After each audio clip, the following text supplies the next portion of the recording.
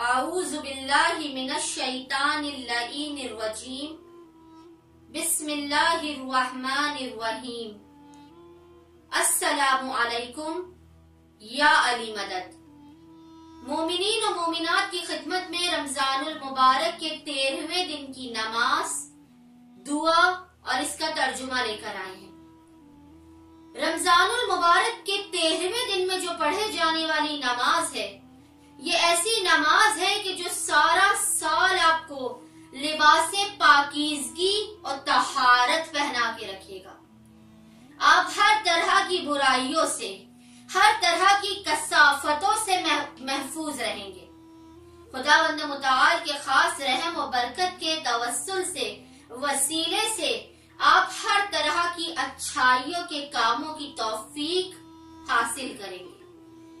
اس دن کے پڑھے جانے والی نماز کی فضیلت یہ ہے کہ اس دن جو شخص نماز پڑھے گا رمضان کے 13ویں دن، پورا سال خداوند متعال اس کی ہر حاجت کو قبول و مقبول فرمائے گا، اس کی کسی حاجت کو رد نہیں کرے گا۔ اور رمضان المبارک کی جو 13ویں دن میں پڑھی جانے والی نماز ہے، یہ نماز کل 4 رکعت نماز ہے، اور اس کی ہر رکعت میں آپ نے الحمد کے بعد 25 مرتبہ 25 ٹائمز سورہ اخلاص قل هو اللہ احد کی تلاوت کرنی ہے۔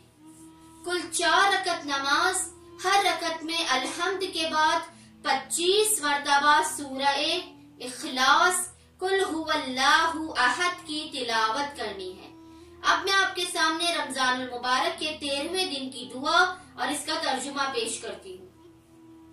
بسم اللہ الرحمن الرحیم اللہم طاہرنی فیہ من الدنس والاقذار وصبرنی فیہ علی کائنات الاقدار ووفقنی فیہ للتقی والصحبۃ الابرار بعونکا یا قرۃ عین المساکین۔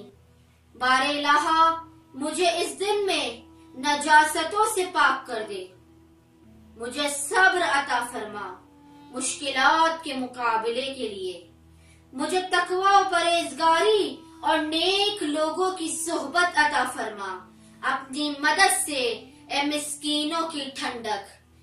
امید کرتی ہوں کہ مومنین و مومنات خداوند متعال کی بارگاہ میں اپنی دعاؤں کی قبولیت کے لیے، اپنی حاجات کی قبولیت کے لیے رمضان المبارک کے 13ویں دن کی اس نماز اور دعا کو لازماً پڑھیں گے۔